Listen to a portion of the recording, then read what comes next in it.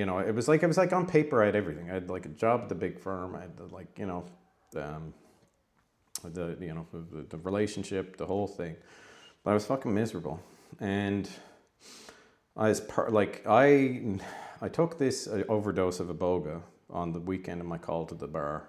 So Iboga is like a African hallucinogenic root in Gabon, Africa. It's considered like a national treasure. It's like, used as part of a coming of age ceremony. And it was, at the time, it was legal. You could get it online, no problem. And Iboga, yeah, Iboga. Okay. It was this psychedelic that was discovered to have basically able to interrupt the addiction of somebody with serious heroin addiction with no withdrawal. There was this guy named 𝐻𝐿 in the late 1960s who basically was like into all these drugs and like including heroin. And he took this thing, just as like a lark or whatever, because it was like, anyways, he took it and then he had this like full day trip because it's like a 24-hour thing. And wow. And anyways, he woke up and he was basically, he didn't have any withdrawals. And so anyways, it's used at these like clinics everywhere in the world. But before they do it, because it has an impact on the QT interval in your heart, which is how long it takes between beats. And it can elongate it so that basically like if it goes too long and your heart doesn't beat, then you can die. And people like, in Gabon, like it's like 1 out of every 100 people, something like that, like doesn't survive one of these ceremonies. Wow, that's crazy. Yeah, so like at these places that they give they do EKGs, they have like heart rate monitors, the whole fucking thing. And it was as close to suicidal, like actually suicidal, that I ever came, because I was basically totally not giving a shit about my own, my own self. I just wanted some relief because I was depressed. Like I was during this period, like, I got on SSRIs as well as like the Concerta, which became Adderall and Vyvanse and all that shit. I tried every fucking drug. They all zombified me and just, those things, those SSRIs and whatever, that like those are Band-Aids. Like that's my experience with it. There was a period where it kept me going, and so like it does have a place. But I look at this way that it's used as just like an ongoing thing for the rest of your life, is basically being like, Western medicine has hit a fucking wall in terms of its understanding of psychology. But if you go down to like Peru, where I eventually ended up for like ayahuasca, or if you go to like, I'm sure, to Gabon, and you talk to these people who have been using psychedelics in like they know what they're doing with them. Yeah. And like the first thing they said to me when I did eventually end up in Peru was like, forget all this shit that you've learned back at home. Like this isn't a drug, this is a medicine. And it's like, you don't really know what the fuck is going on for most of the whole thing. But Jesus, I went 5 times to Peru.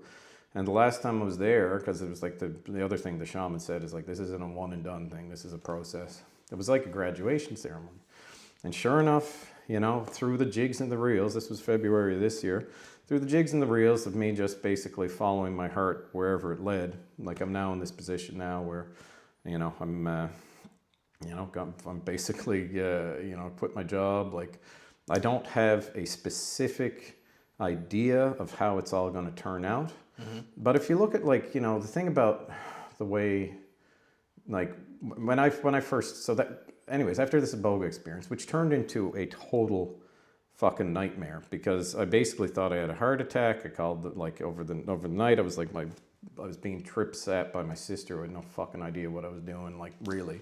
And anyways, I ended up in the hospital, and like the whole family was watching me there in turns. I was babbling all kinds of crazy shit. I actually ended up in my stocking feet, like bursting out, pulling off these the fucking leads to the heart monitor, and like deking around like the orderlies or whoever the fuck was in there, like to run out in the middle of February, my stocking feet and a Johnny coat to fucking like run down like anyways, it was just, I eventually came to my senses just in time to like see that there was some guy clearing the parking lot at the whatchamacallit, the building where Stuart McKelvey is. Anyways, like I got in, he drove me back. But this was like traumatic to my family, right? Totally traumatic. Like everyone was like, what the fuck? Like, and so, to some extent, like my family's been terrified of that happening again.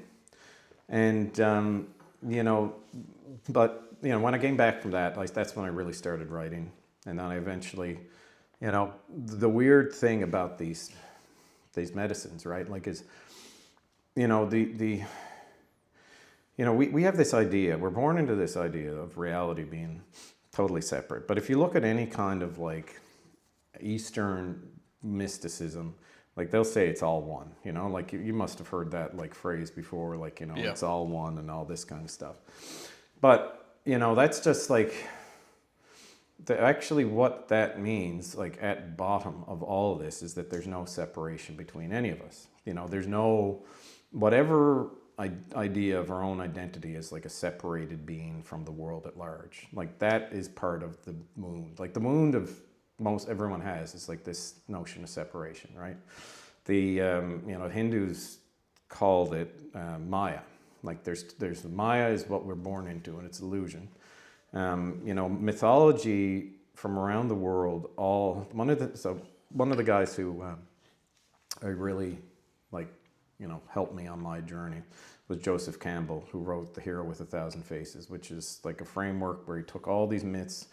You must have heard of The Hero's Journey. Like, I did, yeah. So he took all these myths from around the world and stories and basically tried to tease out a framework. And, it's taught at like screenwriting school, like things. I've seen books and all this kind of stuff. But what Campbell really was trying to get at was like, what is it about stories that tell us something about being human? And he was taking religious stories. He was taking like stories that are like quote unquote fiction, like, things that, and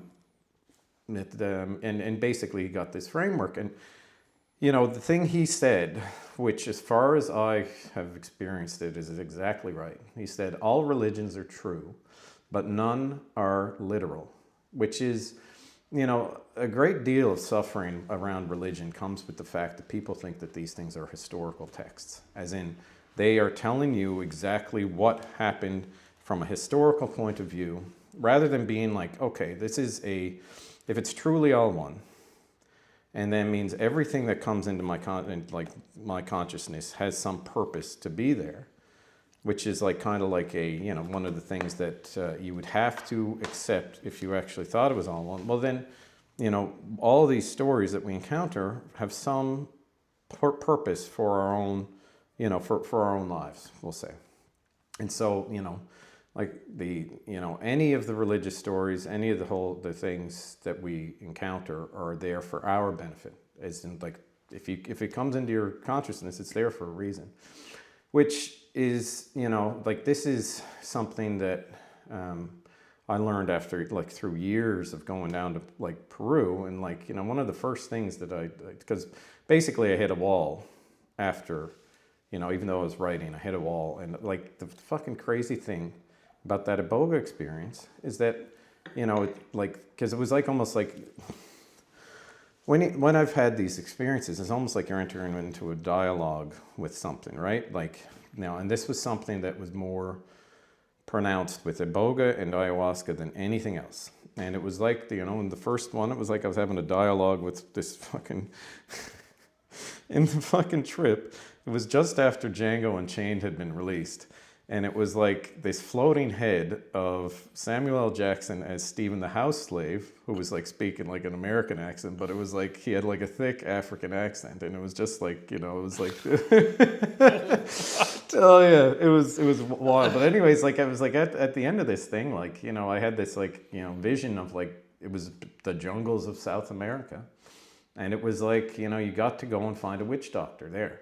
Which is like witch doctor, I suppose, is African terminology for shaman. Which, I mean, shaman is not even a, Peruvian word. It's about like, so it's Siberia. It's from Siberia or these. Anyways, like they call themselves either ayahuasqueros or curanderos, like healers, which is absolutely correct.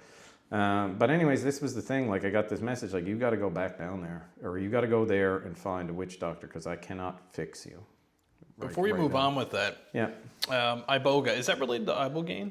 Yeah. So ibogaine is like the main chemical constituent of the Oh, plant. I see. Okay. Yeah.